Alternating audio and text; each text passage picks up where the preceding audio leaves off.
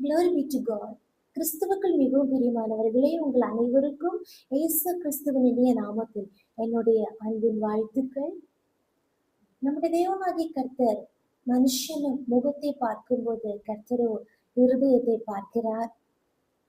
அதனுடைய அர்த்தம் நம்முடைய வெளித்தோற்றம் எப்படியா இருந்தாலும் அவர் நம்முடைய இருதயத்தின் எண்ணங்களையும் யோசனைகளையும் சிந்தனைகளையும் அறிந்திருக்கிறார். அதன் அடிப்படையிலே கர்த்தர் ஏற்ற காலத்திலே நம்மை உயர்த்துவார், நம்மை ஆசீர்வதிப்பார், நம்மை கர்த்தர் பயன்படுத்துவார். ஸ்தோத்திரம். இந்த நாளிலே தேவனுடைய ஆவியான ஒரு நடத்தின ஒரு வேத பகுதியை வாசிப்போம். ஏசாயா தீர்க்கதரிசியின் புஸ்தகம் 42 அதிகாரம் அதனுடைய 3வது வசனம். அவர் நெறிந்த நாணலை முறியாமலும் மங்கி எரிகிற திரியை அணையாமலும் நியாயத்தை உண்மையாக வெளிப்படுத்துவார். Isaiah chapter 42 verse 3. A bruised reed he will not break, and a smoldering wick he will not snuff out. Amen. நெறிந்த நாணல் என்று சொல்லும்போது ஸ்தோத்திரம் ஸ்தோத்திரம் நெருக்கப்படுகிற ஒரு அனுபவம். ஸ்தோத்திரம். அதனுடைய அர்த்தம் சிதைந்து போன ஒரு செடி. ஹல்லேலூயா. நாணல் என்று சொல்லும்போது அது ஒரு வகையான செடியா இருக்கிறது, ஒரு வகையான பயிர் வகை.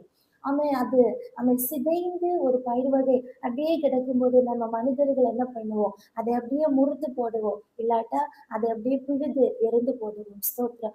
ஆனால் இங்க இயேசு கிறிஸ்துவை குறித்துள்ள தீர்க்க தரிசனம் தான் இங்க நம்ம வாசிக்கிறோம். அவர் என்ன பண்ணுவாரா?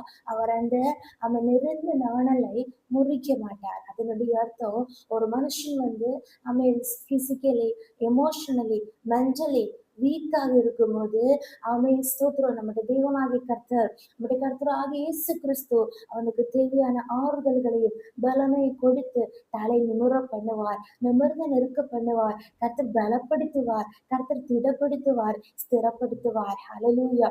இன்றைக்கு இந்த வசனத்தை கேட்டுக்கொண்டிருக்கிற யாராவது ஸ்தோத்திரம் மனநிலைமையிலே ஸ்தோத்திரம் ஸ்தோத்திரம் ஹல்லேலூயா சரீர நிலைமையிலே ஸ்தோத்திர சிந்தை மண்டலங்களிலே வீக்காக பலவீனமாக இருக்கிறீங்களா? கர்த்தர் உங்களோடு பேசுகிறார்.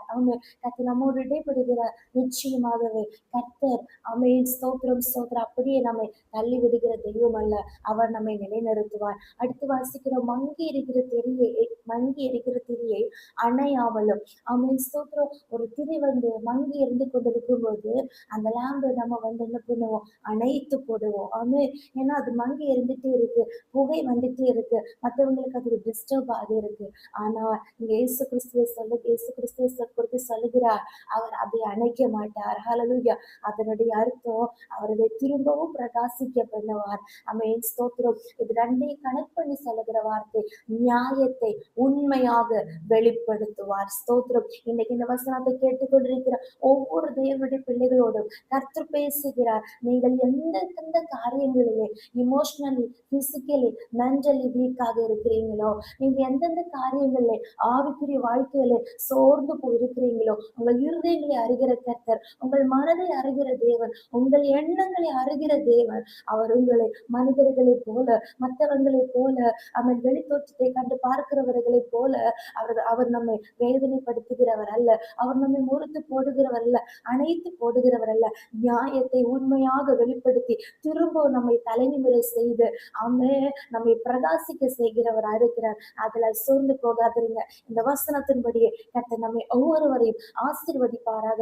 இயேசு கிறிஸ்துவை நோக்கி பாருங்க, இயேசு கிறிஸ்துவை விசுவாசிப்போமாக, இயேசு கிறிஸ்துவுக்காக வாழ்க்கையை ஒப்பு கொடுப்போமாக.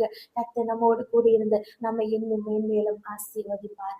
ஜெபிப்போம். இயேசுப்பா ஸ்தோத்திரம். எங்களை அளவில்லாமல் நேசித்து வழிநடத்துகிற எங்கள் அன்பின் பரலோக பிதாவே, ஆசீர்வதிக்கப்படுதார் இந்த நாளிலே இவர்களுக்கு இந்த வார்த்தைக்காக ஸ்தோத்திரம். ஆண்டவரே, நீர் நீதி செய்கிற தேவன், நீ நீதி உள்ள நியாயாதிபதி, நியாயத்தை உண்மையாக வெளிப்படுத்துகிற தேவன். இந்த நாட்களிலே கர்த்தாவே அப்பா, ஒவ்வொரு மக்களும் அனுபவிக்கிற பாடுகள், வேதனைகள், வருத்தங்கள், கஷ்டங்கள், சோர்ந்து போகிற அனுபவங்கள் மத்தியிலே கர்த்தாவே அவர்களை திரும்ப கர்த்தரை உயிர்ப்பித்து பிரகாசிக்க செய்து ஹல்லேலூயா எங்களை ஒவ்வொருவரை கர்த்தர் இன்னும் பயன்படுத்த போகிறதற்காக கிருபைக்காக ஸ்தோத்திரம் கர்த்தாவே. நியாயத்தை உண்மையாக வெளிப்படுத்தி உம்முடைய சித்தத்தை நிறைவேற்றுவதற்காக ஸ்தோத்திரம். இந்த வசனத்தை இப்போது கேட்டுக்கொண்டிருக்கிற ஒவ்வொருவரையும் கர்த்தர் பலப்படுத்துவீராக. தாழ்த்துகிறோம், ஒப்பு கொடுக்கிறோம். இயேசு கிறிஸ்து நாமத்தினாலே ஜெபிக்கிறோம். எங்கள் ஜெபத்தை கேளுங்க நல்ல பிதாவே. ஆமென், ஆமென், ஆமென். May God bless you all. Amen.